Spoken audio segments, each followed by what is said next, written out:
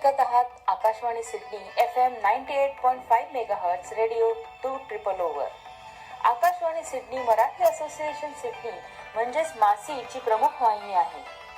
दर रविवारी सकाळी 11 ते दुपारी 1 वाजेपर्यंत आपल्याला मिळणार आहे मराठी कार्यक्रमांची मेजवानी. श्रोते हो, आकाशवाणी सिडनीचा हा कार्यक्रम आपण आकाशवाणी सिडनीच्या ॲपद्वारे कधीही ऐकू शकता. आकाशवाणी सिडनी या नावाचे ॲप जरूर डाउनलोड करा आणि आमचे ॲप तसेच आजच्या कार्यक्रमाबद्दलच्या प्रतिक्रिया आम्हाला जरूर कळवा. आपले आवडते कार्यक्रम ऐकत रहा. Akashvani Sydney FM 98.5 megahertz radio 2 नमस्कार श्रोते हो. फाळणी ते फाळणी, अफगाण डायरी काल आणि आज, अमीर खुसरो एक मस्त कलंदर, ऐसपैस गप्पा दुर्गाबाईंशी, बुरखाडच्या स्त्रिया, स्मरणवेळा, इतका विविध आणि नाविन्यपूर्ण पुस्तकाच्या लेखिका म्हणजे डॉक्टर प्रतिभा रानडे. त्यांची 20हून अधिक पुस्तके प्रकाशित झाली आहेत. चाकोरीबद्ध लेखन पद्धतीत न अडकता दरवेळी काहीतरी वेगळं लिहिण्याचा प्रयत्न करणाऱ्या प्रतिभाताई. त्यांचं लेखन हे संवेदना आणि कलात्मकतेचा मिलाप आहे. मराठी वाचकाला जागतिक भान देण्याचं काम करणाऱ्या प्रज्ञावान संशोधक लेखिका प्रतिभाताई रानडे. प्रतिभाताईंच्या लेखन प्रवासाला 50 वर्ष पूर्ण होत असताना दीपाली दातार लिखित पैस प्रतिभेचा मनमोकळ्या गप्पा प्रतिभा रानडे यांच्याशी हे पुस्तक नुकतंच प्रकाशित झालं आहे. आणि आज आपल्याला दीपालीशी थेट गप्पा मारण्याचा आणि ह्या पुस्तकाविषयी, प्रतिभाताईंविषयी अधिक जाणून घेण्याचा योग आला आहे. दीपाली, सर्वप्रथम तुझं खूप खूप अभिनंदन आणि आकाशवाणी सिडनीच्या सर्व श्रोत्यांकडून आणि माझ्याकडून तुझे मनापासून स्वागत. धन्यवाद प्रीती. मला फार छान वाटतंय. सर्वांना नमस्कार. सिडनीच्या सर्व श्रोत्यांना अगदी मनापासून नमस्कार. फार बरं वाटतंय. ओके, गप्पांना सुरुवात करताना मी मगाशी ज्या पुस्तकांची नावं वाचली त्या नावांमध्येच इतकी विविधता आहे, तर त्याच्यामुळे माझं कुतूहल अगदी अगदी काय म्हणतात शिगेस पोचले तुझ्याकडून जाणून घ्यायला की तू सर्वप्रथम आपण सुरुवात करूया की प्रतिभाताई रानडेंविषयीच तू आम्हाला माहिती दे. चालेल, अगदी सांगते. तू उल्लेख केलास सुरुवातीला की अतिशय विविध प्रकारचं साहित्य प्रतिभाताईंनी लिहिलंय. अगदी थोडक्यात सांगायचं तर वेगवेगळे साहित्य प्रकार आणि विविधांगी लेखन असं प्रतिभाताईंचं मुख्य वैशिष्ट्य आपल्याला जाणवतं. आणि साहित्य प्रकार बघायला आपण जेव्हा जातो तेव्हा अनुवाद केलेत त्यांनी अगदी सुरुवातीच्या काळात. म्हणजे अनुवादापासून खरं तर त्यांच्या लेखनाला सुरुवात झाली. 1972-73 पहिला अनुवाद त्यांचा प्रकाशित झाला होता, लामाचे रहस्य. आणि मग त्यानंतर अमृता प्रीतमच्या बंद दरवाजाचा त्यांनी अनुवाद केला. आणि मग पुढे कथा, कादंबऱ्या असं ललित लेखन करता करता जेव्हा अफगाणिस्तानमध्ये प्रतिभाताई राहायला गेल्या 1976च्या सुमारास, तिथे मात्र त्यांच्या लेखणीने अगदी वेगळी हे घेतली शैली म्हणा किंवा एकदम वेगळ्या साहित्य प्रकाराकडे त्या वळल्या. ते म्हणजे अफगाण डायरी काल आणि आज, जे आपण आता फार आवडीनं वाचतो सगळे वाचक. आणि त्यामुळेच प्रतिभाताई महाराष्ट्राबाहेर नाही तर भारताबाहेर सुद्धा पोहोचलेले आहेत. कारण अफगाण डायरीचा माय अफगाण डायरी असा इंग्रजी अनुवाद त्यांनी स्वतःच केलेला आहे. तर अशा वेगवेगळ्या म्हणजे अनुवादानंतर वैचारिक आणि सामाजिक लेखन. आणि ते का केलं ते सगळं पुस्तकात सविस्तर आलेलंच आहे गप्पांमध्ये आमच्या. कारण तिथे 76 ते 77-78 पर्यंत अफगाणिस्तान छान होतं. पण 1979च्या सुमारास, 78-79च्या सुमारास तिकडे लाल क्रांती झाली. रशियानी अफगाण काबीज केलं. तर तो सगळा जो काही इतिहास घडत होता, वेगळा इतिहास रशियामध्ये, आणि त्यावेळेस झालेलं बॉम्बिंग, बदलणारं सरकार, नूर मोहम्मद तराकी गेला आणि त्यानंतर रशियाने ते कसं सगळं काबीज केलं, हे सगळं डोळ्यांनी प्रत्यक्ष प्रतिभाताईंनी पाहिलं होतं. त्यामुळं सगळा त्यांचा लेखनाचा एकदम हे बदलून गेला. त्यांना कथा कादंबरीतून त्या बाहेरच पडल्या, ललित लेखनातून, आणि वैचारिक लेखनाकडे वळल्या.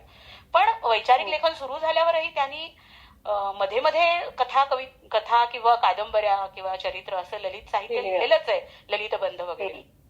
पण त्या सगळ्या अनुभवामुळे त्यांना वैचारिक किंवा आपण जेव्हा म्हणतो की वैचारिक आणि सामाजिक भान देणारी लेखिका आहे, तर त्याचं मूळ ती सुरुवात त्या लेखनापासून झाली, अफगाण डायरी कालनिया जसं आपल्याला म्हणता येईल. मग सामाजिक वैचारिक लेखनानंतर संशोधकीय लेखन, कारण आपण त्यांना संशोधक लेखिका म्हणून ओळखतो. पण मला त्या अफगाण डायरी बद्दल थोडं तुला मी इंटरप्ट करते. हा. तर अफगाण डायरी मी त्यांच्या काही मुलाखती ऐकत होते, त्याच्यात त्यांनी सांगितलं की अफगाण डायरीचे अनेक आवृत्त्या निघालेल्या हो आहेत. हो म्हणजे त्याचं आपण जसं म्हणतो सॉफ्टवेअर अपडेट होतं, न्यू व्हर्जन असतं, हो, असं त्यांच्या हो. बरेच आवृत्त्या निघाल्यात. म्हणजे त्याच्याबद्दल काय सांगशील, म्हणजे काय त्याच्यात ऍड होत गेलं त्यांच्या त्या पुस्तकामध्ये? आवृत्त्या एकतर साहित्याच्या जेव्हा निघतात तेव्हा पहिली आवृत्ती, कारण वाचकच खूप लागतात. समजा बरोबर. अनेक वाचकांनी मागणी केली की पुन्हा आवृत्ती निघते. पण प्रतिभाताई बहुतेक वेळेस असं करतात की नवे अनुभव जर त्यांना मिळाले नंतरच्या काळात, तर त्याची भर घालतात. म्हणजे अफगाणिस्तानात राहत असताना सुरुवातीला त्यांनी अफगाणिस्तानात आलेले अनुभव, त्याचा इतिहास, ते सगळं लिहिलेलंच होतं. पण नंतरच्या आवृत्त्यांमध्ये ते सगळं आलेलंच आहे. त्याशिवाय नंतरची राजकीय परिस्थिती जशी बदलत गेली, किंवा आता अलीकडचं अगदी उदाहरण सांगते, कालांतराने जे बदल होत गेले तिथल्या ते सगळं त्याच्यामध्ये त्याची भर त्या घालतात नेहमीच त्यांच्या प्रत्येक पुस्तकात. जसं की आता तालिबान आले 2021 दरम्यान, आणि त्यावेळेस पुन्हा नवी आवृत्ती त्यांची आली अफगाण डायरीची, कारण परत त्या पुस्तकाची मागणी वाढली. कारण लोकांना मूळ अफगाण कसं होतं, तिथला इतिहास काय आहे, आणि तालिबानी आल्यावर नक्की तिथल्या लोकांना काय भोगावं लागतंय, आणि करझाईंच्या सरकारच्या वेळेस काय होतं, हे सगळं जाणून घेण्याची पुन्हा पुन्हा उत्सुकता निर्माण होते. त्यांच्या मुलाखती तर होतात अशा वेळेला, जेव्हा राजकीय बदल पुन्हा पुन्हा होत असतात तेव्हा ते जाणून घेण्याची. पण मग तेव्हा प्रतिभा ते पुन्हा त्या सगळ्या गोष्टींकडे आजच्या वातावरणातून, आजच्या भूमिकेतून बघतात. स्वतःला नव्याने झालेलं आकलन जे आहे ते पाहतात. तर तू अफगाण डायरी नंतर दुसऱ्या पुस्तकाबद्दल बोलत होतीस. त्यांचं संशोधकीय लेखन जे आपल्याला बघता येईल, म्हणजे वैचारिक पुस्तकं खूपच आहेत. बुरख्याडच्या स्त्रिया हे वैचारिक सामाजिक लेखन पण आहे आणि संशोधकीय पण आहे. तलाक मुक्ती मोर्चामध्ये प्रत्यक्ष भाग त्यांनी घेतला होता. शहाबानो केस 1983-84च्या सुमारास जी गाजली होती आपल्याकडे, आणि तिला तलाक मिळाला, पोटगी मिळाली, पुन्हा तिने पोटगी परत करावी असा तिच्यावर एक दबाव आणला गेला होता, आणि त्या दबावाला बळी जाऊन तिने ते स्वीकारलंही होतं की मला नको आता ते काही. खरं तर तिची परिस्थिती अत्यंत वाईट होती, हालाखीची होती, पण तिने ते स्वीकारलं, कारण तिला पुन्हा त्याच्यावरती होणाऱ्या चर्चा, आपल्यावर होणारा सगळा तो आघात, हे सगळं पुन्हा पुन्हा सहन करायचं नव्हतं, आणि समाजात त्यामुळे निर्माण होणारे कलह पण नको होते, म्हणून ती स्वीकारत होती. त्या सगळ्या पार्श्वभूमीवर तो मुक्ती मोर्चा निघालेला होता की स्त्रियांवर असा अन्याय होता कामा नये, आणि तिला पण न्याय मिळायला पाहिजे. हा, बरोबर आहे. हा, पण ही जी पुस्तकं आहेत, अफगाण डायरी असेल किंवा बुरख्याडच्या स्त्रिया, तर म्हणजे इस्लामी राष्ट्र आणि मुस्लिम स्त्रियांचं दुःख किंवा तिथल्या लोकांचं दुःख हे लिहिणं कठीण आहे असं वाटत नाही तुला? हो, धाडसाचं आहेच. आणि अफगाणिस्तानात राहत असताना सुद्धा त्यांच्याशी संपर्क साधणं इतकं सोपं नाहीये एका मराठी आणि हिंदू माणसाला, खरं सांगायचं तर. प्रतिभाताईंनी हे कसं जमवलं, हे कुतूहल सुद्धा मला होतं जेव्हा मी हा सगळा अभ्यास केला. थोडेफार संदर्भ आपल्याला त्यांच्या अफगाण डायरीमध्ये मिळतात. त्यांनी सगळा अभ्यास दर शुक्रवारी त्या भागातल्या लोकांना घरी बोलवायच्या. जर पुरुष मंडळी आली तर त्यांना सांगायचे की तुमच्याबरोबर एका बाईला घेऊन या, मग ती तुमची बहीण असू दे, बायको असू दे, आई असू दे, मावशी असू दे, आणि अशा पद्धतीने त्यांनी संपर्क साधून, ज्याला आपण म्हणतो की प्रत्यक्ष अनुभव घेऊन प्रत्यक्ष मुलाखती. बुरख्याआडच्या स्त्रियाच्या वेळेस म्हणजे एकमेव हिंदू महिला होत्या त्या मुस्लिमांबरोबर जाणाऱ्या. मेहरुनिसा दलवाई यांच्या बरोबर त्या सगळीकडे फिरलेल्या आहेत, महाराष्ट्रातल्या वेगवेगळ्या भागात आणि दिल्लीत सुद्धा. आणि त्यानंतर सविस्तरपणे हा सगळा अभ्यास करावा, मुस्लिम स्त्रियांची दुःख जाणून घ्यावीत म्हणून त्यांनी जवळजवळ झोपडपट्टीतल्या बायकांपासून ते नजमा हेपतुल्लांपर्यंत, म्हणजे तू बघू शकतेस की काय त्यांच्या अभ्यासाचं आणि व्यासंगाचं एकूण परीघ काय असेल. आणि त्या फक्त पुस्तकांवर भर देत नाहीत किंवा फक्त अनुभवांवर भर देत नाही, दोन्ही करतात. म्हणजे मुलाखती घेतल्या 300-350, त्याचे अनुभव लिहून काढणे, आणि मग समांतर कुठे कुठे पुस्तकातून ह्या स्त्रियांविषयी, मुस्लिम समाजाविषयी, मुस्लिम धर्माविषयी काय लिहिलं गेलंय, हदीस काय, पुराणामध्ये काय म्हणलं गेलेलं आहे, सगळ्याचा अभ्यास. म्हणजे त्यांचे कायदे, आणि मुस्लिम स्त्रियांना धर्माने दिलेले न दिलेले अधिकार, असं सगळं अभ्यासून त्यांनी ते पुस्तक सिद्ध केलेलं आहे. त्यामुळं ह्या पुस्तकातून आपल्याला फार मुळापासून माहिती मिळते आणि आपल्या बऱ्याच शंकांचं की बुरख्याचा इतिहास तरी काय, नक्की या बायकांना बुरखा कधीपासून घ्यावा लागला वगैरे, असा सगळा तो अभ्यास. आणि आजच्या काळात त्या बुरख्याचे संदर्भ त्या बायकांना लागतात का, आवडतो का बुरखा, नाही आवडत, इथपर्यंत सगळं. डॉक्टर मुली, आजच्या कॉलेजमध्ये जाणाऱ्या मुली, त्यांच्या सुद्धा मुलाखती प्रतिभाताईंनी घेतल्यात आणि ते सगळं त्या पुस्तकात आले. आणि आपण जेव्हा म्हणतो की प्रतिभाताई इस्लामी राष्ट्र, इस्लामी स्त्रियांची दुःख, त्यांची मानसिकता, त्यांचा समाज, त्यांचं राजकीय सामाजिक वास्तव, कारण त्यांचा भूगोल, ते जिथं राहतायत पाकिस्तान अफगाणिस्तानातली माणसं, त्यांचा भूगोल हे सुद्धा त्यांच्या ह्याला कारण झालेलं आहे, अप्रगतीला, म्हणजे त्यांची प्रगती थांबायला. आणि त्यांना त्यांच्या धर्मामुळे सुद्धा, म्हणजे ह्या सगळ्याचा असा समग्र अभ्यास करतात प्रतिभाताई. आणि इस्लाम स्त्रियांचा अभ्यास संपल्यानंतर त्यांनी पुढचं संशोधकीय काम केलं होतं ते म्हणजे 19व्या शतकातली स्त्री, त्या स्त्रीचं समस्या, विशेषतः महाराष्ट्रात. आपल्याला माहितीये की 19व्या शतक हे सुधारणांचं होतं आणि त्या काळात पिचली गेलेली जी स्त्री होती, वेद काळानंतरच्या मध्ययुगीन काळानंतरचा जो सगळा इस्लामिक आक्रमणांचा काळ होता, तेव्हा स्त्रीला घरातच डांबून ठेवलं होतं. तिच्यावर काही वेगळे बलात्कार, अन्याय, अत्याचार, पळवलं जाणं, असं सगळं होऊ नये म्हणून तिला जी बांधून ठेवली आतमध्ये. मग त्यानंतर ती इतकी पिचली गेली आणि पुरुष प्रधान संस्कृतीचा इतका पगडा नंतर वाढत गेला की ती स्त्री बाहेर पडणंच शक्य नव्हतं त्या सगळ्या बंदिस्त वातावरणातून. मग ते 19व्या शतक जे सुरू झालं, मग त्या काळातल्या समस्या काय होत्या, बालविवाह, विधवा, लहान वयात येणारं वैधव्य. म्हणजे तू स्वातंत्र्यापूर्वीच बोलतेस का? म्हणजे स्वातंत्र्यापूर्वी, कारण 19व्या शतक म्हणजे ते 1835-40 नंतरच्या काळातल्या सगळ्या बायका, म्हणजे रमाबाई रानडे, काशीबाई कानिटकर, ह्या सगळ्या स्त्रियांनी कसं आपल्याला बाहेर काढलं, त्यांना त्यांच्या नवऱ्यांनी कशी मदत केली. म्हणजे आपल्याला ही ढोबळ नावं माहिती आहेत, आनंदीबाई जोशी वगैरे, त्या पहिला महिला डॉक्टर वगैरे, पण पंडिता रमाबाई, ताराबाई शिंदेसारखी बाई होती, ज्या बायका अतिशय बोल्ड होत्या. आणि काही जणींना घरातून त्यांना एक पाठिंबा मिळाला, पण फक्त नवऱ्यांचा मिळाला, सासू सासरे किंवा इतर कुटुंबियांचा नाही मिळाला, इतर लोकांचा नाही मिळाला, किंवा समाज पाठिंबा. मग तो सगळा शोध त्यांनी घेतलाय. मग त्यांना हा अभ्यास करताना जाणवलं की आगरकर तर इतक्या लहान वयात गेले अगदी, आणि मग त्यांच्या पत्नीचं पुढे काय झालं म्हणून यशोदाबाई आगरकरांच्या आठवणी, असा त्यांनी परत संशोधनाचा सगळा त्यांचा. आता तुझ्या बोलण्यात मला असं जाणवते की त्यांना प्रचंड, जसं आपण पहिल्यांदाच म्हटलं की त्या संशोधक लेखिका आहेत, तर त्यांना इतिहासाची पण आवड आहे. अगदी, हो, बरोबर आहे ना. हो, लहानपणापासूनच इतिहासाची विषयाच्या खोलात जाऊन कुतूहल किंवा कुठल्या विषयाच्या खोलात जाऊन माहिती काढण्याची वगैरे आवड असावी. अगदी अगदी बरोबर.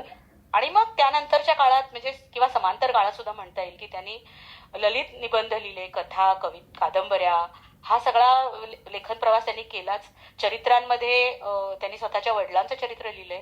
त्यांचे वडील व्यावहारिक ज्ञानकोशकार होते, सावरकरवादी होते आणि त्यांनी स्वातंत्र्यपूर्व काळात प्रचंड काम केलेलं आहे. ज्ञानकोशाचं काम तर मोठंच आहे, व्यावहारिक ज्ञानकोशाचं.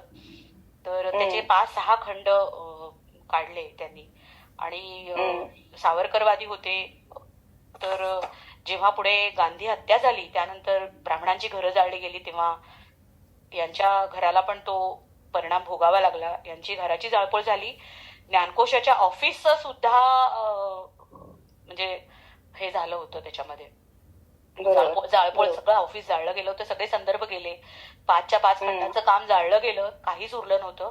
पण त्यातनं उभं राहून पुन्हा 5-6 खंडांचं काम प्रतिभा त्यांच्या वडिलांनी आपल्या आयुष्याचं ध्येय म्हणून. तर अशी जबरदस्त वारसा. आणि शिवाय वडिलांना फोटोग्राफीची आवड, संगीतप्रेमी होते, चित्रकला चांगली होती, म्हणजे कलाप्रेमी. आणि आधुनिकता तर प्रचंड होतीच घरात. म्हणजे सावरकरवादी होते, हिंदुत्व होतं, पण सोळं स्पृश्यता असल्या गोष्टी नव्हत्या. अतिशय आधुनिक वातावरण. आणि आईला संत साहित्याची आवड, आणि तरीही ती आधुनिकता आईमध्ये सुद्धा होती. म्हणजे वडिलांना पूर्ण त्यांनी सहकार्य पण केलेलंच आहे, ते आपल्याला पाहताच येईल. म्हणजे हो. आणि त्यांची काही अजून पुस्तकं त्याच्यामध्ये मी वाचलं, त्याच्यात झाशीची राणीचं चरित्र, ते पण मला खूप वेगळं आणि तो विषय खूप वेगळा वाटला. आणि त्यांचं दुसरं ते पुस्तक जे अनुबंध धर्म संस्कृतीचे, त्यात पण मी त्याचे काही संदर्भ वाचत होते आणि काही त्यांच्या मुलाखती ऐकत होते. त्याच्यात त्यांनी एक सांगितलं की काबूलमध्ये त्यांना एक युनिव्हर्सिटीमध्ये संस्कृत शिकवणारा जर्मन माणूस भेटला आणि त्या युनिव्हर्सिटीमध्ये जी शिकत होती संस्कृत ती 8 मुलं मुस्लिम होती. तर ते जे त्यांनी सांगितलं त्याच्यामध्ये धर्म आणि संस्कृती आणि त्याच्यामधलं जे काही कनेक्शन आहे, अनुबंध हा करेक्ट वर्ड आहे खरं तर ते खूप मला इंटरेस्टिंग वाटलं त्याच्याबद्दल पण. ती 2 पुस्तकं पण खूप इंटरेस्टिंग आहेत. म्हणजे झाशीच्या राणीबद्दल एका वाक्यात सांगते की स्त्री झाशीच्या राणीचं चरित्र एक तर झाशीला जाऊन अभ्यास करून लिहिलंय, हे महत्वाचं आहेच आहे. आणि त्याच्याशिवाय झाशीच्या राणीकडे स्त्रीमुक्तीचं प्रतीक म्हणून कसं बघावं किंवा 1857चा बंड आणि त्या पार्श्वभूमीवर झाशीच्या राणीनं दिलेला लढा, तर त्या झाशीच्या राणीच्या एकूण चरित्राला एक महाकाव्याची लय आहे असं जे प्रतिभाताई म्हणजे चिंतन मांडतात त्यांच्या पुस्तकातून. फार ते महत्वाचं आहे सगळं पुस्तकामध्ये. म्हणजे महाकाव्यात्मकताच कशाला म्हणायची आणि रामायण महाभारतासारखंच आपल्याला झाशीच्या राणीच्या चरित्राकडे कसं बघायचं हे सगळं छान प्रतिभाताईंनी मला गप्पांमध्ये सुद्धा समजावून सांगितलेलं आहे. तर असं ही सगळी पुस्तकांची नावं ऐकल्यानंतर नक्कीच मला समजलं की तू का आकर्षित झाली असेल. तर मला विचारायला आवडेल तुला की तुझी त्यांची पहिल्यांदा भेट कधी झाली. हो सांगते. काय झालं होतं 2020ची दिवाळी जेव्हा एका स्पर्धेचं पत्रक आलं आमच्याकडे. चाळीसगावला अभिवाचन स्पर्धा होत असतात दरवर्षी. रंगगंध कलासक्त न्यास अशी ती संस्था आहे आणि 2020 मध्ये सगळा कोविडचाच प्रकार चालू होता आणि लॉकडाऊन वगैरे सगळीकडेच होतं. त्यामुळं स्पर्धा ऑनलाईन घ्यायची असं त्याने ठरवलं. नाहीच घ्यायची त्यापेक्षा ऑनलाईन घेऊया. आणि मग त्यांनी आवाहन केलं की तुम्ही सगळ्यांनी भाग घ्या, दरवर्षी भाग घेणारी मंडळी. आणि आमची सेतू अभिवाचन मंच नावाची अभिवाचन संस्था आहे. आम्ही अनेक अभिवाचन तुला इंटरप्ट करते परत मध्येच की तुमची जी संस्था आहे तुम्ही खूप चांगले अभिवाचनाचे कार्यक्रम करता. मला श्रोत्यांना सांगायला आवडेल की अनवट शांताबाई किंवा अजून घुमते शुभ्र कबूतर असे तुमचे कार्यक्रम आहेत किंवा नूर अख्तरी अलीकडे. हो हो हो. तर त्या कार्यक्रमांच्या यादीमध्येच 2020 साली मी एक संहिता लिहिली आणि ती संहिता होती ऐसपैस गप्पा दुर्गाबाईंशी या पुस्तकावर. तर तुला माहित असेलच कदाचित की दुर्गाबाई आणि प्रतिभाताई एशियाटिक लायब्ररीमध्ये अगदी ऑफिसला एखाद्या व्यक्तीने जाऊन बसावं तसं नित्य त्या लायब्ररीत जाऊन अभ्यास करता बसायच्या. आणि 20 वर्षाचा त्या दोघींचा सहवास आणि त्यानंतर ते काही मुलाखतीनंतर आलेलं पुस्तक. तर ते इतकं इंटरेस्टिंग आहे पुस्तक की मला वाटलं की ह्याच्यावरच संहिता लिहावी. एशियाटिक लायब्ररीचा वास्तुपुरुष या दोघींच्या गप्पा ऐकतोय अशी संहिता मी त्या स्पर्धेसाठी लिहिली. आणि मग ती सादर करायची होती आणि ऑनलाईन पोस्ट करायची होती. तर साहजिकच लेखकाची परवानगी हवी, मुख्य लेखकाची या सादरीकरणासाठी. मग त्यानिमित्ताने मग मी प्रथम संपर्क साधला अगदी घाबरत कारण माझा तसा काही साहित्याचा फार अभ्यास त्यावेळेस तरी अजिबातच नव्हता असं मी म्हणेन. नुकती फक्त कविता आणि ललित निबंध हाच माझा अभ्यासाचा विषय होता. पण वैचारिक साहित्य वगैरे प्रतिभाताईंनी जे काही लिहिलंय त्या सगळ्याचा माझा अजिबात अभ्यास नव्हता. त्यामुळं थोडासा संकोच वाटत होता, दडपण होतं फोन करताना. पण मी फोनवर संपर्क साधला तर प्रतिभाताई अतिशय स्वागतशील मनानं मला म्हणाल्या की अगं तू इतकं छान काम करतेस तर मला पाठव, तू काय लिहिलंयस ते वाचून कळवते मी. आणि त्यांनी सगळी संहिता पाठवल्याबरोबर ईमेलवर त्यांना मी पाठवली. वाचल्याबरोबर व्हॉट्सअपवर लगेच त्यांचा मला मेसेज आला की फार सुंदर झाली आहे संहिता आणि तुम्ही जरूर सादर करा. 1-2 छोटे बदल मला करावेसे वाटतात तेवढे सुचवते. आणि मग ते आम्ही तसं सगळं बदल वगैरे केले आणि ती सादर केली संहिता. आम्हाला त्या संहितेला बक्षीसही मिळालं. मग प्रतिभाताईंना परत ते सगळं सांगायला गेलो तेव्हा त्या म्हणाले की आता भेटायला येत जा, मध्ये ओळख झाली आहे तर वगैरे. पण त्यामुळे माझं काय झालं की प्रतिभाताईंकडे मी आकर्षित झाले थोडीशी आणि मला त्यांना भेटायला जाताना सतत वाटत होतं की आपण फक्त ऐसपैस गप्पाच वाचलंय प्रतिभाताईंचं, इतर काही साहित्य वाचलं नाहीये, हे काही बरं नाही. मग मी त्यांची पुस्तकं मिळवून वाचायला सुरुवात केली वगैरे. अशी ती पहिली भेट प्रतिभाताईंची. मग तुमच्या म्हणजे नक्कीच तुमच्या भेटी होत राहिल्या असतील. तू पुस्तकं वाचायला सुरुवात केली म्हणजे तू पुस्तकं वाचली असशील आणि मग त्यातूनच तुला या पुस्तकाची कल्पना सुचली असेल असं मला वाटतंय. पण तुझ्याकडनं ऐकायला आवडेल नक्कीच. हो सांगते. पण ऐसपैस गप्पा दुर्गाबाईंशी हे माझं पुस्तक फार 2010-11 सालापासूनच आवडतं पुस्तक होतं. तेव्हाच वाचनात आलं होतं. पण त्यावेळेस मी पण IT मध्ये नोकरी करत असल्यामुळे ते 2-3दा त्याची पारायणं करून ते ठेवून दिलं होतं. त्याच्यावर पुढे काम 2020 मध्येच केलं मी काही अभिवाचनाचं. पण मधल्या काळात आपल्या सोलापूरच्या इंग्रजीच्या बाई, तुझ्या माझ्या इंग्रजीच्या बाई आहेत त्या पिटके, प्राध्यापिका मोहिनी पिटके मॅडम, जे आपल्याला 11वी-12वीला ज्यांनी इंग्रजी शिकवलं. तर पिटके मॅडम मला अनेकदा म्हणायच्या की ऐसपैस गप्पा हे माझं पण आवडतं पुस्तक आहे, पण तुझ्या लक्षात येत आहे का की दुर्गाबाई जितक्या मोठ्या आहेत तितक्याच प्रतिभाताई सुद्धा व्यासंगी आणि प्रज्ञावान आहेत. तर प्रतिभाताईंनी जशा दुर्गाबाईंशी गप्पा मारल्या तशा कुणीतरी प्रतिभाताईंशी गप्पा मारायला हव्यात, हे तुझ्या लक्षात येत आहे का? तर मला पण वाटलं हो हो तुम्ही हिंट द्यायला सुरुवात केली. पण इतका वैचारिक अभ्यास असणारी कुणीतरी व्यक्ती हवी ना त्यांच्याशी गप्पा मारायला. त्यामुळे मी तो विषय नियतीवरच सोडून दिला होता की आता कोणीतरी करेल बुवा. पिटके मॅडमना वाटलंय तसं आणि कुणाला वाटेलच ना साहित्य विश्वामध्ये कुणीतरी हे करेल असं ते सोडून दिलं होतं. पण मग प्रतिभा त्यांची जेव्हा या संहितेच्या निमित्ताने भेट झाली आणि मग पुस्तकं वाचायला मी सुरुवात केली तेव्हा मात्र मला पुस्तकं वाचताना म्हणजे असं जे काय जाणवलं, जसं तुला आता ते सगळं पाहताना या प्रतिभाताईंकडे वाटलं किती वेगवेगळे विषय, केवढे साहित्य प्रकार आणि सगळं मुळापासून अभ्यास करणे आणि वैशिष्ट्यपूर्ण अनुभव. कारण पाकिस्तान, अफगाणिस्तान, जेरुसलम, लंडन अशा ठिकाणचं वास्तव्य निमित्ताने झालं. आणि म्हणजे प्रत्यक्ष लोकांना भेटणे, बोलणे आणि त्यातनं आलेल्या अनुभवातनं केलेलं लेखन. हो, कारण बघ ना, खान अब्दुल गफार खान सारखी व्यक्ती घरी येणं आणि मग त्यांच्याशी यांची चर्चा होणं आणि मग त्यांची दुःख त्यांना कळणं आणि ते काय जे म्हणतात ते त्यांनी टिपणं आणि अफगाण डायरीमध्ये मांडणं किंवा बुरख्याआडच्या स्त्रियांच्या निमित्ताने सुद्धा किंवा आगरकरांचे नातू श्रीराम आगरकर यांना सुद्धा त्या भेटलेल्या आहेत. म्हणजे असं सगळं ते व्यक्तिमत्व होतं. तर मला सतत पुस्तकं वाचताना जाणवत होतं की हे काहीतरी वेगळं आहे प्रकरण आणि प्रचंड व्यासंग आहे. आणि शिवाय कुठलाही विषय म्हणताना धर्म, संस्कृती, इतिहास, कला, निसर्ग, विज्ञान सगळं घेऊन तो विषय बघणं ही जी काही त्यांची पद्धत आहे त्यामुळे मी अक्षरशः भारावून गेले. आणि भावना आणि बुद्धी यांचा अतिशय तर्कशुद्ध आणि कलात्मक संगम त्यांच्या लेखनात आपल्याला नेहमी जाणवतो. म्हणजे फक्त तर्कट नाहीयेत त्या, तर्कशुद्ध असल्या तरी म्हणजे कुठेतरी भावनेची जोड तर्काला ते देत असतात, पण भावनात्मक लिहिताना भाव विवश होत नाही.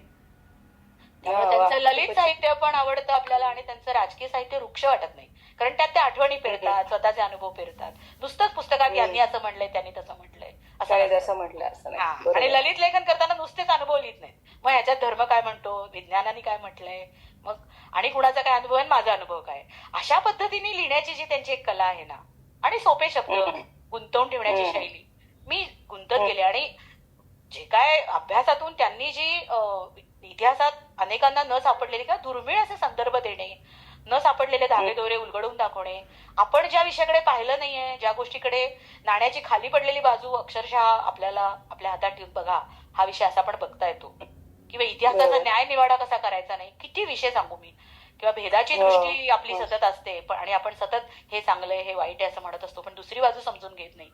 ह्या सगळ्या पद्धतीने ते वाचत जेव्हा गेले तर मला जाणवलं की मला फार जीवन जगण्याची वेगळी दृष्टी येते आहे. आणि मग मी गुंतत गेले आणि मग मला जे समजलंय ते सगळ्यांना सांगावं.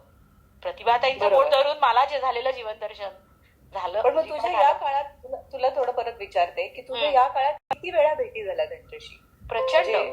प्रत्यक्ष त्यांच्याकडनं पण खूप, म्हणजे तू पुस्तकं वाचत होतीस पण प्रत्यक्ष त्यांना भेटल्यानंतर त्यांचे अनुभव त्यांच्याकडनं ऐकणं ही एक वेगळीच पर्वणी म्हणते. अगदी आणि अगदीच. कारण माझं काम सुरू झालं विषय 21 मध्ये साधारण वाचनाला सुरुवात केली मी आणि त्यानंतर 7-8 महिने तर मी पुस्तकच वाचत होते. तर प्रत्येक वेळेस म्हणजे नुसत्या प्रत्यक्ष भेटी पण व्हायच्या आणि ऑलमोस्ट आमचा नंतर तर दररोज फोन व्हायला लागला. कारण ते वाचताना मला जे काय अंगावर यायचं आणि मग मी विचारायची का रे बापरे हे नक्की कुठे मिळालं, हे कुठे बघितलं, आणि मग त्यांना पण असं आनंद व्हायचा की इतकं हिला जाणवतंय सगळं. आणि त्याला पण एक अभ्यास मुलगी दिसली. आणि मग त्या मला म्हणाल्या तुला इतके प्रश्न पडतायत, सारखं मला विचारतेस, तर तू असं कर, आता सविस्तर अभ्यास कर आणि तुझ्या मनात जे काय ते लिहून काढ, नुसतं फोनवर नको विचारू. आणि आठवडा 15 दिवसाला एक भेट, कारण मला वाचायचं होतं सगळं प्रतिभाताईंचं, म्हणून सतत त्यांच्याकडे न जाता एक शिस्तबद्ध म्हणजे मी सहवासात मला राहायचं पण होतंच या निमित्ताने. आणि कोविडमुळे तसेच काही बंधनं शिथिल झाली होती 2021 नंतरच्या काळात, त्यामुळे मला जाता येत होतं त्यांच्याकडे. मग कधी फोनवरून, व्हॉट्सअप शेअरिंग वरून आणि प्रत्यक्ष भेटून. पण प्रत्यक्ष भेटी खूप झाल्या, म्हणजे आठवड्याला एक या पद्धतीने पहिल्या 7-8 महिन्यात. अरे बापरे, अशा आमच्या भेटी. खूपच भाग्यवान आहेस दीपाली तू. हो खूपच. आपण गप्पा मारतोय दीपाली दातार हिच्याशी आणि तिच्या पैस प्रतिभेच्या या पुस्तकाविषयी. तर आपण परत त्याच विषयाकडे वळूया की पुस्तकाची कल्पना कशी सुचली? म्हणजे आता आपण भेटी होत होत्या, तू पुस्तकं वाचत होतीस, इथपर्यंत आपण बोललो होतो. बरोबर. तर कल्पना म्हणजे तेच झालं की मग पिटके मॅडमनी रुजवलेला विषय पुस्तकं वाचत असताना मनात फुलत गेला आणि मग मला सतत प्रश्न पडत गेले. कारण प्रतिभाताईंचं ते एक वैशिष्ट्य आहे की वाचकाला प्रश्न पडले पाहिजेत आपलं लेखन वाचून. तर ते खरंच झालं होतं माझ्या बाबतीत आणि मला मग प्रश्न पडायला लागले की माणसाला धर्माची गरजच का वाटायला लागली, किंवा प्रतिभाताईंना पडलेले प्रश्न इतके वेगळे होते की जगभरात स्वतःचा धर्म सांगणारी एकही स्त्री कशी निर्माण नाही झाली. तत्वज्ञान सांगणाऱ्या स्त्रिया खूप आहेत असे फार, किंवा दशावतारात एकही जन्म स्त्रीचा का नाही, सगळे पुरुषांचेच का, किंवा स्त्रीशी कसं वागावं अशी सांगणारी गुणसूत्र विज्ञान निर्माण करतंय का पुरुषांना हे शिकवणारी, असे वगैरे प्रश्न त्यांच्या डोक्यात आलेले. आणि हे सगळं पाहून मी चक्रावूनच गेले की अरे बापरे. एक प्रश्न तुझ्या त्या पुस्तकाच्या पाठीमागच्या इथे पण लिहिलेला आहेस की मृत्यूचा अनुभव कसा घ्यावा, असं. तर मृत्यू झाल्यानंतर तो अनुभव कसा काय घेता येईल. खरंय, फार इंटरेस्टिंग. आणि दुर्गाबाईंची तर प्रतिभा त्यांनी खूपच गप्पा मारल्या होत्या मृत्यू हा विषय घेऊन. ऐसपैस गप्पांमध्ये सविस्तर ते प्रकरण आलेलं आहे. तर ते मृत्यूचं असलेलं गूढ किंवा पुनर्जन्म आणि या सगळ्याकडे विज्ञाननिष्ठ भूमिकेतून बघताना मला दिसलेल्या प्रतिभाताई, हे सगळं इतकं म्हणजे होतं की मला पुस्तक लिहिणं हाच त्याच्यावर पर्याय होता. त्यामुळे मग तिथून ते पुस्तकाकडे मी वळले असं मला आपल्याला म्हणतं. पण आता पुस्तक लिहायचं म्हणजे तुझा अभ्यास सुरू होता, तू खूप माहिती गोळा केलीस, त्यांच्याशी खूप तुझ्या गप्पा झाल्या, पण पुस्तक लिहायचं म्हणजे एक वेगळा प्रवास आहे. होय. म्हणजे एक पब्लिशर हवा, नंतर त्याच्यासाठी बसून काम करणे, मग त्याचं म्हणजे बऱ्याच त्याची प्रोसेस खूप लांब असते. मग त्याची कशी म्हणजे तशी कशी सुरुवात झाली त्या प्रोसेसला? सांगते. कारण प्रतिभाताईंचे अनेक विषय होते आणि मी शास्त्र शाखेची विद्यार्थिनी, त्यामुळं कथा कादंबरी वगैरे समजून घेणं जरी असलं तरी इतरही पुष्कळच मला अभ्यासायचं होतं. राजकारण, समाजकारण हे सगळे अभ्यासाचे विषय नव्हते. त्यामुळं पहिल्यांदा तर मी पहिलं वाचन जे केलं सगळ्या पुस्तकांचं, मी प्रतिभाताईंची साधारण 29-30 पुस्तकं सगळीच्या सगळी वाचली सुरुवातीला. आणि पहिलं वाचन हे अभ्यास म्हणजे न करता आस्वाद या भूमिकेतून पहिलं रिडिंग माझं झालं पहिल्या 3 महिन्यात. मग दुसऱ्या फेरीचं जे वाचन झालं ते अभ्यासपूर्वक होतं की प्रत्येक विषयात प्रत्येक पुस्तकात कोणते कोणते विषय आले आहेत आणि समांतर विषय कुठल्या कुठल्या पुस्तकात. कारण मग मी क्रॉस सेक्शन घेत होते की स्त्रियांविषयी कोणकोणत्या पुस्तकात लिहिले, धर्माविषयी कोणकोणत्या पुस्तकात. कारण जसं अनुबंध धर्म संस्कृतीचे हे पुस्तक आहे तसंच मी नाही, ख्रिस्ती, मुस्लिम, हिंदू हे सुद्धा धर्मावरतीच बोलणारं अतिशय उत्तम पुस्तक आहे प्रतिभाताईंचं. अफगाण डायरीमध्ये सुद्धा धर्मविषयक चिंतन काही आलेलं आहे. पाकिस्तान डायरी किंवा फाळणी ते फाळणीमध्ये सुद्धा कुठे कुठे मध्ये मध्ये तो विषय पेरलेलाच आहे. कारण त्याला धरूनच माणूस जगत असतो ना, धर्म संस्कृतीला किंवा संस्कृती विषय असू दे. का स्त्री तर प्रतिभाताईंच्या साहित्यात स्त्रियांचं जगणं, स्त्रियांची मानसिकता आणि स्त्रिया एकूण जगण्याकडे कसं पाहतात, बाहेरच्या गोष्टींचा स्त्रियांच्या जगण्यावर काय परिणाम झालाय वगैरे वगैरे खूपच प्रतिभाताईंनी तो शोध घेतलाय. त्यामुळं मला ते सगळं प्रत्येक पुस्तकात प्रत्येक विषयांवर काय काय येतंय अशा पद्धतीने तो अभ्यास मी करत गेले. समांतर जागा, कुठे काही विरोधी विधानं सापडतायत का, प्रतिभाताईंना मग आपल्याला विचारता येईल की इथे असं म्हटलंय आणि इथे असं वेगळं का म्हटलंय, किंवा मला नवे संदर्भ काही सापडतायत का जे माझ्या किंवा सामान्य वाचकाला पटकन मिळणार नाहीत असे संदर्भ, किंवा ज्याला आपण वाव फॅक्टर म्हणतो की अरे बापरे, जिथे आपली आय ओपनर्स म्हणजे चमकतात आपले डोळे हे पाहून. तसे सगळ्या गोष्टींची मी टिपणं आणि नोंदी याच्यावर मग भर दिला. मग कोणत्या पानावर काय आलंय, कोणत्या पुस्तकात काय आलंय वगैरे ते सगळं म्हणजे डॉक्युमेंटेशन हा महत्वाचा विषय. आणि मग 8 महिने अभ्यास केला. खोल अभ्यास आहे हा, मला वाटतं खोल अभ्यास आहे. म्हणजे पुस्तक एकापेक्षा जास्त वेळा वाचलीस आणि त्याच्यावर नोंद करत गेलीस. आणि मग प्रश्न काढले तिसऱ्या राऊंडच्या वाचनात, किंवा प्रश्न काढताना पुन्हा वाचन माझं झालं. आणि मग प्रश्नावली जी तयार झाली माझी, पुष्कळ मोठी प्रश्नावली होती. आणि मग इतकं वाचताना माझ्या डोळ्यासमोर विषयांचं वर्गीकरण अगदी स्पष्ट होतं की प्रतिभाताईंनी हाताळलेले विषय मी कसे मांडणार आहे हे माझ्या डोळ्यापुढे होतं. आणि मग त्या वर्गीकरणात प्रश्न मग मी घातले की या वर्गीकरणातला हा प्रश्न आहे. आणि मग तसं करून आपण ज्याला क्वेश्चन बँक म्हणतो ती प्रश्नावली मी प्रतिभाताईंकडे दिली 8-9 महिन्यानंतर.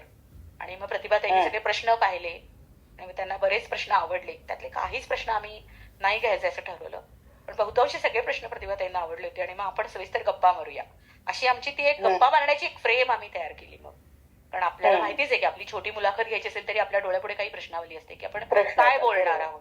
आणि प्रत्येक मग ते सगळं रेडी झाल्यानंतर मग आम्ही आखून घेतलं की आम्ही प्रत्येक दिवशी पण काय बोलणार आहोत. म्हणजे मग डे 1 डे 2 ला आम्ही काय करणार. एक दिवसाआड एक मी 1.5-2 महिने रोज त्यांच्याकडे जात होते दुपारी 3 ते 5 या वेळात आणि 2 तासांचं आमचं गप्पांचं सेशन असं ते चालायचं. आणि मग ते मी मोबाईलवर रेकॉर्ड करून घ्यायची आणि मग ते जवळजवळ असं 36 तासांचं रेकॉर्डिंग माझ्याकडे जमा झालं. आणि मग पुढे आपल्याला ते सगळं ऐकून लिहिणे वगैरे असा तो सगळा पुस्तक आकार. म्हणजे तू प्रश्न ते जे रेकॉर्डिंग तू करून आणलं ते ऐकून मग त्या पुस्तकाचं स्वरूप कसं आहे. म्हणजे मी अजून ते पुस्तक बघितलेलं नाहीये. सांगते कसं त्याचं. हा तर ते 36 तासांचं रेकॉर्डिंग ऐकून मी त्याचं संपादन केलं आणि जे मी म्हटलं वर्गीकरण करून मी प्रश्न केले तर 7 प्रकरणं पुस्तकामध्ये त्या मी घेतलेली आहेत. तर वर्गीकरण असं आहे धर्म संस्कृती आणि मानवी जीवन, ज्याच्यामध्ये मुळात धर्माचीच गरज संस्कृती असताना माणसाला का वाटायला लागली आणि मग धर्माचा माणसाच्या जगण्यावर काय परिणाम झालाय आणि माणसाचा धर्मावर काय परिणाम झालाय. कारण धर्मसत्ता राजसत्ता आणि अर्थसत्ता यांचा एक त्रिकोण असतो. आपल्याला शिकवलेलं असतं की धर्म हे शांतीसाठी विश्व कल्याणासाठी आणि ते आहेच, पण प्रत्यक्षात ते तसं वापरलं गेलंय का वर्चस्ववादी वृत्तीतून धर्माचा वापर केला गेलाय असा सगळा परस्पर संबंध. आणि मग विज्ञानाने सुद्धा धर्माकडे कसं बघितलंय वगैरे. आणि मग ज्यू धर्म, इस्लाम, हिंदू, बौद्ध ह्यांचे परस्पर संबंध, हिंदू मुस्लिम संबंध, इंडोनेशियातला हिंदू धर्म आणि भारतातला हिंदू धर्म किंवा बुद्ध धर्माचा जगभरात झालेला प्रसार, अशा अनेक गोष्टी आम्ही त्याच्यात डिस्कस केल्या. दुसरं प्रकरण होतं धर्मदेश, राष्ट्र आणि जागतिकीकरण, ज्याच्यामध्ये मी पाकिस्तान, भारत, अफगाणिस्तान ही राष्ट्र यांचा इतिहास आणि फाळणीची पार्श्वभूमी, फाळणीचा इतिहास. कारण आपण स्वातंत्र्याच्या फार नंतरच्या काळात जन्माला आलेली पिढी आहे आपली, आपल्याला ते सगळं सविस्तर माहित नाहीये. विशेषतः इतिहासाचे अभ्यासक आपण नसतो, त्यामुळे आपल्याला ते माहित नसतं. त्यामुळे तो इतिहास मी आणला. आणि जागतिकीकरण जे आपल्याला काय वाटतं की जे अलीकडच्या काळात झालंय, पण इतिहास बघितला तर जागतिकीकरण हे फार पूर्वापार धर्मप्रसार, व्यापार याच्या निमित्ताने झालेलंच आहे. तर तिथपासूनच जागतिकीकरण आणि मग त्या जागतिकीकरणाचा माणसाच्या जगण्यावर आणि माणसाच्या जगण्याचा जागतिकीकरणावर झालेला परिणाम, असं ते परस्पर अनुबंध. आणि मग त्यातून सगळी बदलत गेलेली संस्कृती, धर्मांतर, असे अनेक विषय. किंवा सावरकर आणि जिनांची भेट होणार होती, मग ती झाली असती तर फाळणी टळली असती का वगैरे असे प्रश्न मनात आले. तर त्या सगळ्या विषयांचा आम्ही उहापोह केला. किंवा धर्मांतर माणसं का करतात, मग काही वैशिष्ट्यपूर्ण महाराष्ट्रातली धर्मांतराची उदाहरणं आणि अलीकडच्या काळातली लोक धर्मांतर करतात आणि पुन्हा आपल्या मूळ धर्मात परत येतात, हे सगळं काय, असे अनेक विषय मी डिस्कस केले. तिसरं प्रकरण आहे धर्म, स्त्रिया आणि आधुनिकता. कारण प्रतिभाताईंचं स्त्री जाणीवा आणि त्याचा अभ्यास हे तर मुख्यच होतं. मग त्याच्यामध्ये मग प्रतिभाताईंचं बुरख्याआडच्या स्त्रिया किंवा 19व्या शतक ह्या सगळ्या गोष्टी किंवा कथांमधून प्रतिभाताईंच्या फार चांगली स्त्री आली आहे, ते सगळं मला आणता आलं. ललित निबंधामध्ये पण प्रतिभाताईंनी गार्गी मैत्रींच्या शिवाय असलेल्या वेदकाळातल्या इतर स्त्रिया कोणत्या, कारण वेदकाळ म्हटलं की आपल्याला 2 स्त्रिया माहित असतात, 2 बरोबर. आणि मग इतर स्त्रियांनी नेमकं काय केलं वगैरे. आणि फक्त हिंदू धर्मातल्याच नाही तर तत्वज्ञान सांगणाऱ्या इतर धर्मातल्या स्त्रिया कोणत्या, मुस्लिम धर्मातल्या. याची खूपच म्हणजे याची मला वाटते की माहिती खूप कमी असेल लोकांना, खूप कमी आणि व्याप्ती खूप जास्ती आहे. म्हणजे धर्माकडेच इतक्या अँगलनी आम्हाला. आणि मग धर्म आणि स्त्री आणि आधुनिकता, म्हणजे पूर्वीच्या काळात असलेली आधुनिकता आणि आजच्या सोकाळ आधुनिक म्हणणाऱ्या बायका सुद्धा कशा नियतिशरण होतात, असं दोन्हीकडे आम्ही छान बघितलेलं आहे या गप्पांमधून. कारण ते सगळे विषय प्रतिभा त्यांच्या साहित्यात आलेलेच आहेत, त्यामुळे ते अगदी सहजच आणता आले मला त्या सगळ्या अभ्यासानंतर. आणि मग मी नंतरचं प्रकरण केलं. म्हणजे बघ, पहिली 3 प्रकरणं प्रतिभा त्यांची वैचारिकता दिसावी, कोण त्यांचं वैचारिक व्यक्तिमत्व उभं राहावं या दृष्टीने मी ती केलेली आहेत. आणि मग पुढचं प्रकरण जे होतं की समग्र लेखन प्रवास, म्हणजे प्रतिभाताईंनी हाताळलेले साहित्य प्रकार आणि त्यांच्या साहित्यात आलेले वेगवेगळे विषय. तर आपण इतर विषय बोलले, पण प्रतिभाताईंसारख्या व्यासंगी आणि प्रज्ञावान व्यक्तीनं खाद्य जीवनावर पण भाष्य केलेलं आहे.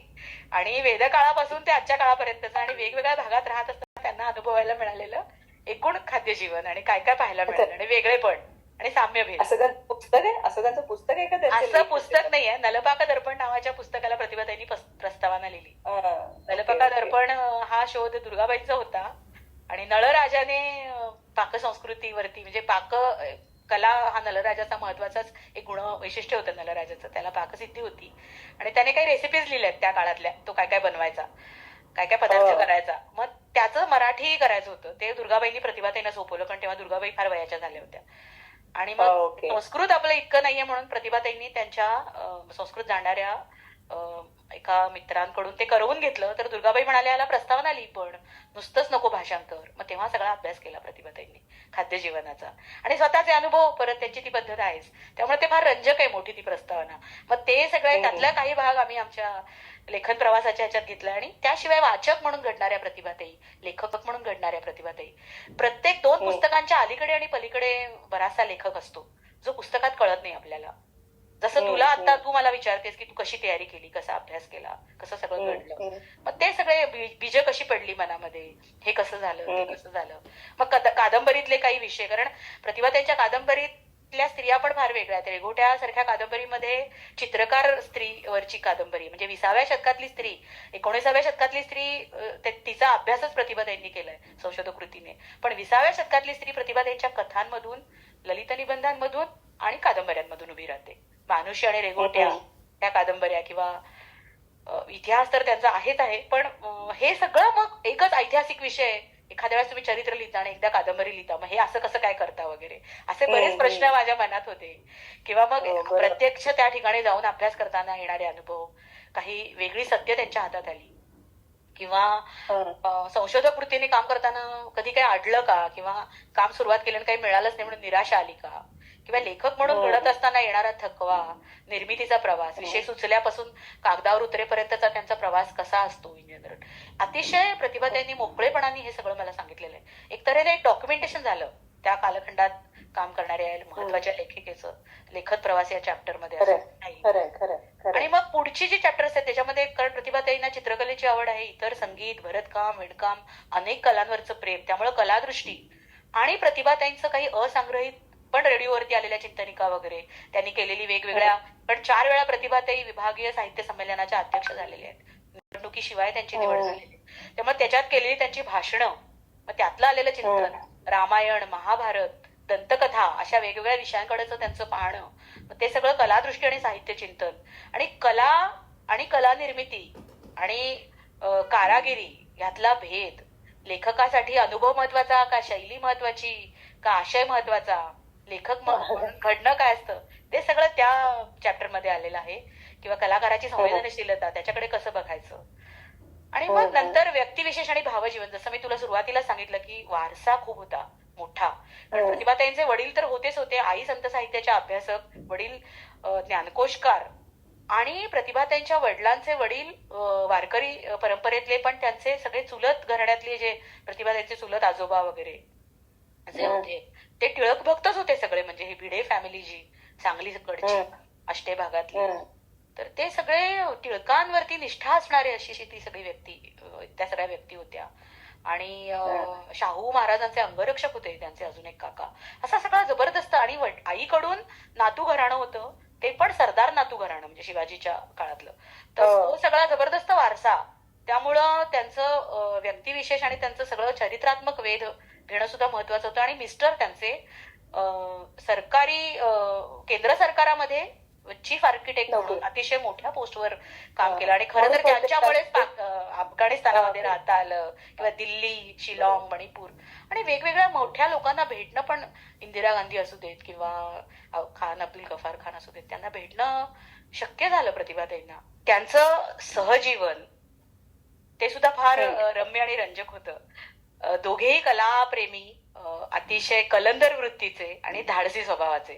त्यामुळं त्या सगळ्या आठवणी, कारण काही रोमहर्षक आठवणी होत्या तर काही चित्तथरारक आठवणी त्यांच्या आयुष्यातल्या, की जसं की घरावर होणारं बॉम्बिंग सारखा विषय असू दे किंवा गंगोत्री सारख्या ठिकाणी जाणं असू दे, ते सगळे अनुभव प्रतिभाताईंनी फार मोकळेपणाने मला सांगितले. आणि ते जे माझं 6वं प्रकरण आहे, व्यक्तिविशेष आणि भावजीवन, त्या सगळ्यामध्ये मला त्या आठवणी आणि मग प्रतिभाताईंच्या इतर आवडीनिवडी, त्यांना चित्रपटांची असलेली आवड असू दे किंवा भरतकाम, विणकाम यामध्ये त्यांनी त्यांची आवड कशी जोपासली आणि ते कशी वाढवली, त्यासारखे विषय असू देत, तो सगळा वारसा आणि त्यांचा चरित्रात्मक वेध आणि त्यांच्या आवडीनिवडी, ह्या सगळ्या दृष्टीने मी ते प्रकरण घेतलं. आणि शेवटचं प्रकरण होतं प्रतिभाताईंचं कल्पना विश्व आणि विचार विश्व. आता वैचारिकतेबद्दल इतकं बोलल्यावर परत हे प्रकरण का घेतलं असेल मी, तर प्रतिभाताईंच्या विचार विश्वामध्ये टिळक, आगरकर, न्यायमूर्ती रानडे यासारखी सुधारक मंडळी, काही नेते आणि महामानव, बुद्ध, कृष्ण, गांधीजी, आणि मग त्यांच्या मृत्यूकडे पाहणं, किंवा आगरकरांच्या उपेक्षतेकडे पाहणं, टिळक आगरकरांचे संबंध, अशा अनेक गोष्टी हम्म. होत्या. आणि मग ते सगळं मांडणं मला गरजेचं वाटलं, म्हणून मी ते वेगळं प्रकरण पुन्हा केलं. आणि कल्पना विश्वामध्ये पुनर्जन्म मृत्यू याविषयीची त्यांची मतं आणि त्या गुढाला जाणून घेणं, आणि मग महामानवांच्या मृत्यूकडे पाहणं, किंवा कलावंतांचं एकटेपण, सामान्य माणसाचं एकटेपण आणि महामानवांचं एकटेपण, यामध्ये काय फरक असतो, अशा अशा वगैरे चिंतनाच्या गोष्टी होत्या. त्या सगळ्या मी त्या शेवटच्या प्रकरणात आणल्या. आणि खरोखरीच एक श्रीमंत अनुभव होता ह्या सगळ्या गप्पा मारणं इतक्या विविध विषयांवर, आणि इतकं बोलायला कोणीतरी अनुभव संपन्न आपल्याजवळ असणं, आणि आपण ती संधी नाही घेतली तर आपल्यासारखे करंटे आपणच, नाही का? त्यामुळे मी ती संधी घेतली. की तुझ्याशी बोलताना आणि ऐकतानाच मला इतकं छान वाटतंय, आणि मला असं वाटतंय की अरे मी पण त्याचा भाग होते की काय, असं मला वाटायला लागले तुझ्याशी बोलताना.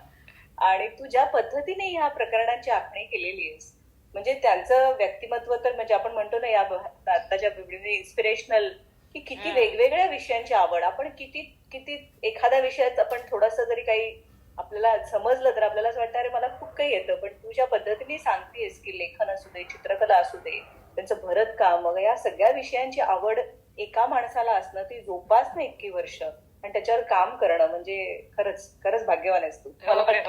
खरंच अगदी. त्यामुळं अतिशय मला जवळून निहाळता आलं त्या व्यक्तीला हे सगळं काम करत असताना. आणि मला त्यांच्या वैयक्तिक सहवासातल्या अनुभवांमधून जाणवलं की इतका व्यासंग, इतकी ज्ञानसंपदा असताना जवळ, आणि प्रतिभा सुद्धा असताना, प्रतिभाताई फार साधेपणाने असतात घरामध्ये. म्हणजे त्या कधी लेखकपणाची झूल घेऊन वावरत नाहीत.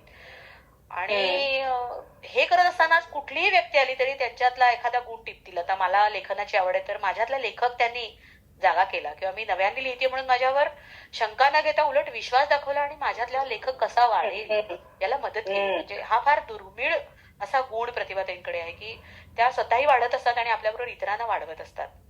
आणि अतिशय नैसर्गिक जगणं, निसर्गाची आवड, म्हणजे एखादं झाडाचं वाळलेलं पान सुद्धा त्याच्यावर पाय ठेवत नाहीत प्रतिभाताई. इतकी संवेदनशीलता, त्या उचलून त्याला एखाद्या फुलाच्या कुंडीत टाकतील की त्याचं निर्माल्य होऊ दे, नाहीतर मग आपल्या घरात जपून ठेवतील आणि त्याच्या सहवासाचा पण आनंद घेतील, किंवा चंद्रसूर्याची गप्पा मारतील.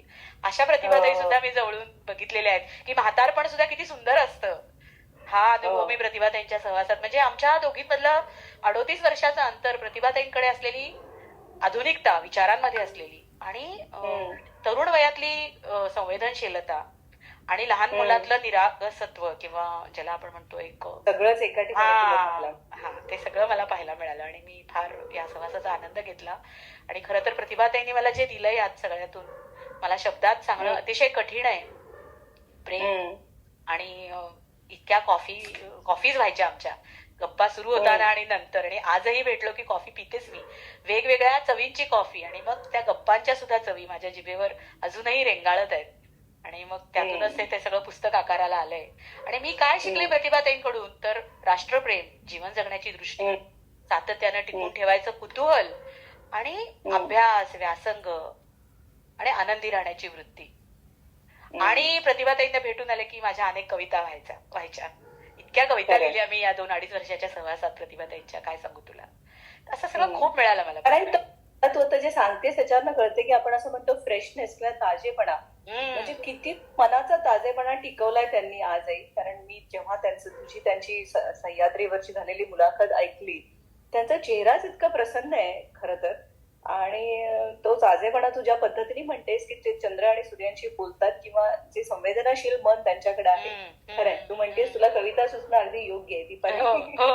तू समजू शकतेस ते, कारण तू मलाही जवळून ओळखतेस, त्यामुळं तू अनुभवू शकतेस ते सगळं.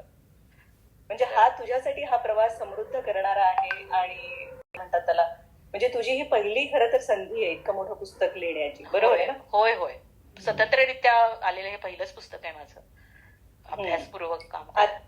आता ह्या सगळ्या आपल्या गप्पांमधून आता नक्कीच मला आणि आमच्या सगळ्या आकाशवाणी सिडनीच्या श्रोत्यांना उत्सुकता झाली असेल की हे पुस्तक कुठं वाचता येईल, म्हणजे हे कोणी पब्लिश केलं आणि कसं काय, जर वाचायचं असेल तर कुठे मिळेल? हो, हे डिम्पल प्रकाशननं पब्लिश केलंय, तर अमेझॉनवर तर उपलब्ध आहेच आहे हे. आणि डिम्पल प्रकाशनला जर संपर्क साधला त्या पब्लिकेशनला, तर त्यांच्याकडे शिपिंगची व्यवस्था आहे. भारताबाहेर ही लोक पुस्तकं पाठवतात. माझ्याकडे ती पुस्तकं उपलब्ध आहेत, तर मला संपर्क केला तर मी सुद्धा तशी व्यवस्था करू शकते हार्ड कॉपीसाठी. आणि मग पुढे काही 6 महिन्यानंतर वगैरे कदाचित याचा किंडल व्हर्जन करण्याचा विचारही आहे आमचा. आणि शक्य झाल्यास भाषांतरित सुद्धा करावं असं मला वाटतंय, कारण सर्व काळातल्या लोकांनी हे वाचावं असं मला वाटतं. कारण एक भान येण्याची प्रक्रिया जागतिक आणि वैचारिक आणि एकूण साहित्यिक सांस्कृतिक असं सगळं ते कलात्मक भान आणि सर्वांगीण विकास आपला होतोच होतो आणि आपण समृद्ध होतो. त्यामुळं सर्वांनी वाचावं हे पुस्तक, फक्त अमुक एका विशिष्ट आवडीनिवडीच्या व्यक्तीनेच वाचावं असं नाहीये. त्यामुळं ते अधिकाधिक लोकांपर्यंत पोहोचावं असं मला तरी मनापासून वाटतंय. नक्कीच नक्कीच. तुझ्या पद्धतीने आपण म्हणजे तू त्यांचं वर्णन केलंस की अतिशय संवेदनाशील पण तर्कबुद्धी असणाऱ्या, कल्पना विश्वात रमणाऱ्या किंवा जबरदस्त निरीक्षण शक्ती असलेल्या अशा त्या लेखिका आहेत. आणि त्यांचा तुझा सहवास आणि त्यातनं तुला आलेले अनुभव, त्यांच्याशी मारलेल्या गप्पा आणि तुझं पुस्तक, या सगळ्या प्रवासाबद्दल आज आम्ही जाणून घेतलं. आणि आम्हालाही असं वाटलं की ते पुस्तक वाचावं आणि तुझ्या आनंदात आम्हीही सहभागी व्हावं. तुझ्या पुढच्या लेखन वाटचालीसाठी आमच्याकडून खूप खूप शुभेच्छा. असंच लिहित जा आणि अशीच तुझी अनेक पुस्तकं प्रकाशित हो ही सदिच्छा. आणि खूप छान वाटलं तुझ्याशी गप्पा मारून. तर सगळ्या श्रोत्यांकडून आणि माझ्याकडून तुला खूप धन्यवाद. मलाही खूप छान वाटलं तुम्हा सगळ्यांशी बोलून आणि हा संवाद साधता आला मोकळेपणाने. फार बरं वाटलं. तुम्हा सगळ्यांना धन्यवाद, विशेषतः सिडनी आकाशवाणीला. तर तू प्रतिभाताईंशी भेटतेसच नेहमी, तर आमच्या सर्वांतर्फे त्यांना आमचा सप्रेम नमस्कार पण तू कळवावास अशी इच्छा आहे. नक्की नक्कीच नक्की सांगेन. ओके. तर श्रोते हो, आता आपला कार्यक्रम संपत आला आहे. धन्यवाद. धन्यवाद.